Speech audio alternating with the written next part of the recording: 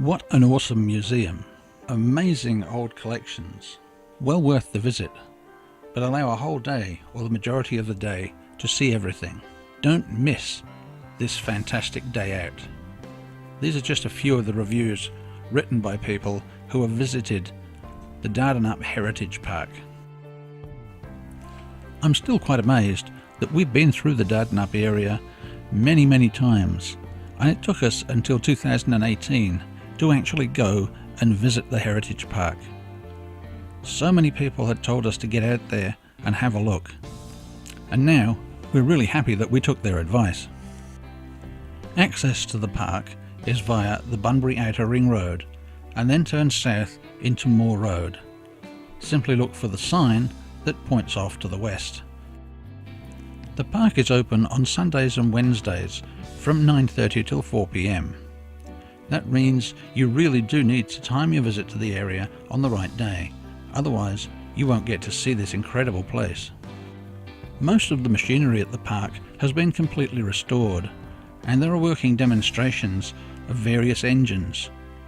On the first Sunday of each month, the steam-powered sawmill fires up, and you can see an operation that harks back to the early days of timber milling in Western Australia. The care and attention given to the restoration of machinery at the park has to be seen to be believed. The old tractors, the engines, trucks, wagons, large steam engines, all sorts of interesting agricultural and domestic machinery has been lovingly restored by an army of volunteers. The place is a credit to everybody involved in it. There is really something for everybody here. Those who love machines will get a great kick out of it, because the major exhibits really are to do with agricultural machinery and engines. But those looking for all sorts of other historic memorabilia will find all sorts of things to browse through.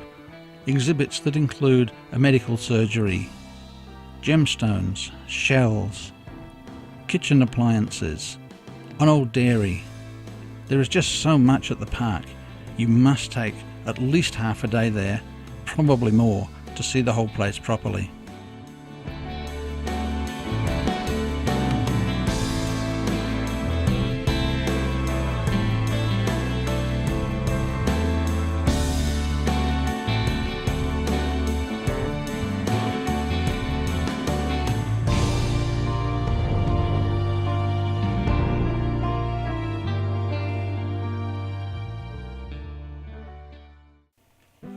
One of the first working exhibits you'll encounter as you enter the park is the Heritage Park print shop. Here you'll find a working linotype press.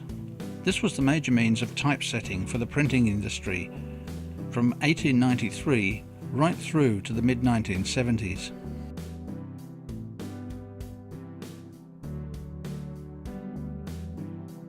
The buildings at the park now cover over 6,500 square metres, so there's quite a bit of walking to be done to see everything. One way to get around the park is the free shuttle. This is a great way to see the park for anybody who has difficulty walking, or anybody like us who was worn out from wandering around for half a day.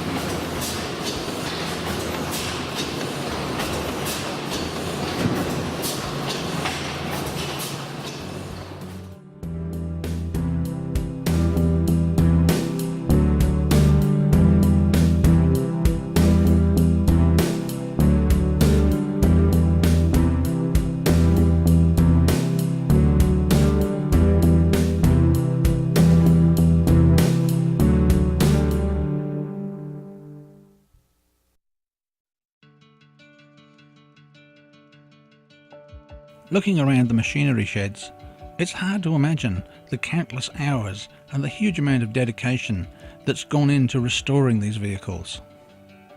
The work here is just incredible. There are 2 absolutely beautifully restored steam traction engines, including the Mary Alice, which, as far as is known, is the only model left of its type in the entire world. The second steam traction engine is a Rustin Proctor. It's a company that actually still exists in England under a different name today. The park boasts over 100 restored tractors and bulldozers, including an extensive collection of internationals from W12 to TD24. There are Caterpillars, Massey Ferguson, Case, Fordsons, Chamberlains, Lands and Euclids, plus many, many more.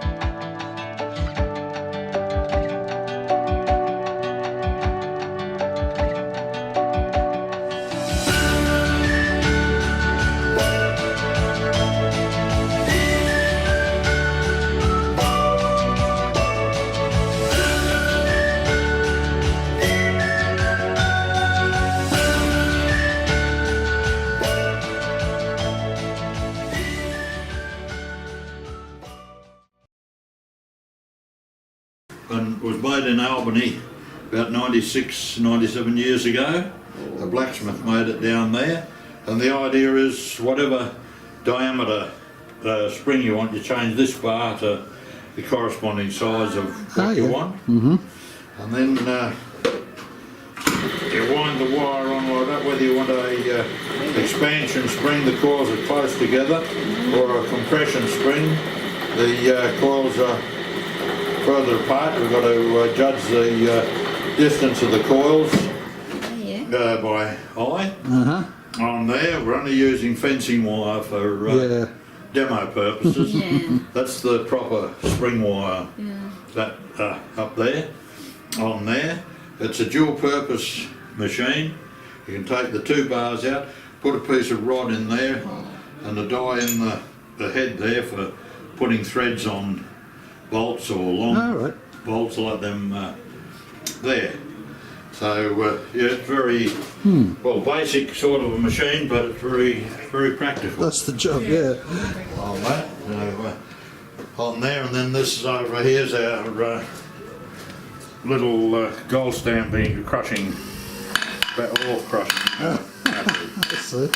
The model on that. Yeah.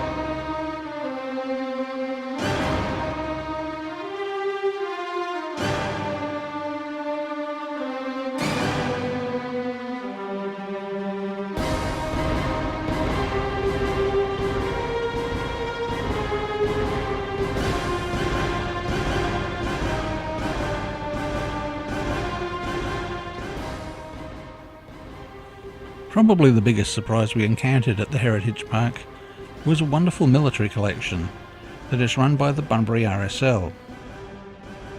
The curator of the exhibit, Jerry Tyrrell, has a huge amount of knowledge about the exhibits, and I really would have liked to spend more time sitting and chatting to him about the collection. Military history is one of my own personal favourite topics.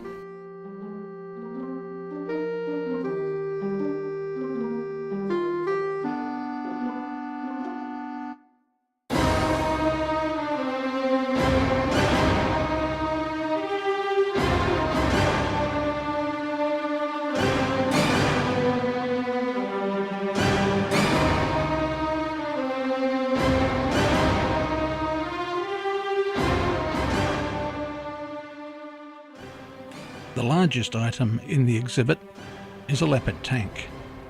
This is one of the few that is housed inside. Those that are outside and exposed to the weather are all firmly buttoned up, so this is one of the very few in the world that you can actually get a glimpse inside through a hatch in the side of the turret. Leopard tanks entered service with the Royal Australian Armoured Corps in 1977. The Leopard had replaced the Centurion, which had been in service with the Australian Army since 1952. The Leopard weighs in at a bit over 42 tonnes and boasts a main armament of a 105mm gun. It also mounts 2 machine guns. It's powered by a Daimler-Benz V10 engine, carries 950 litres of diesel fuel and has a maximum speed of 62 kilometres an hour. This is just one of 30 Leopards that were donated to various RSL groups around the country by the federal government when the tanks were decommissioned. If you're interested in military history, I really suggest you make a bit of extra time to sit and have a chat with Jerry about this amazing collection of military memorabilia.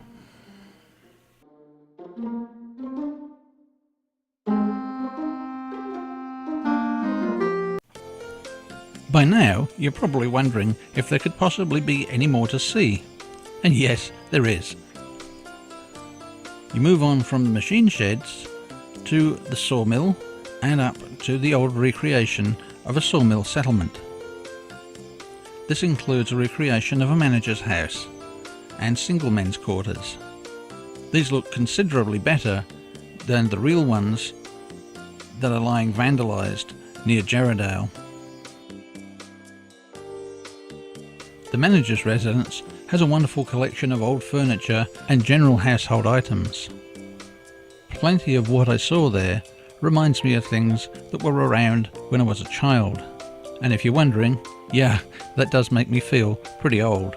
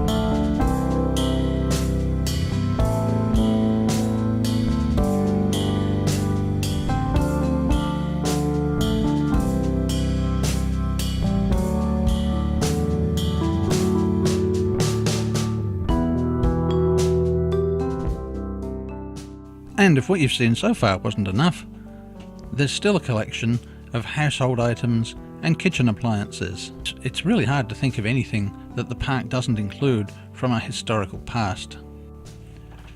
There are few attractions in WA that we would recommend without any hesitation at all. Dardanup Heritage Park is certainly one of them. It's a wonderful place. If you haven't been out there, go and have a look. If you have, might be worth going to check it again to see what new exhibits are there since your last visit. I hope you enjoyed this wander through the park, and if you liked the video, please remember to click like, subscribe, and click the little bell icon to get notified of our new videos. That's it for now. Cheers. Catch you later.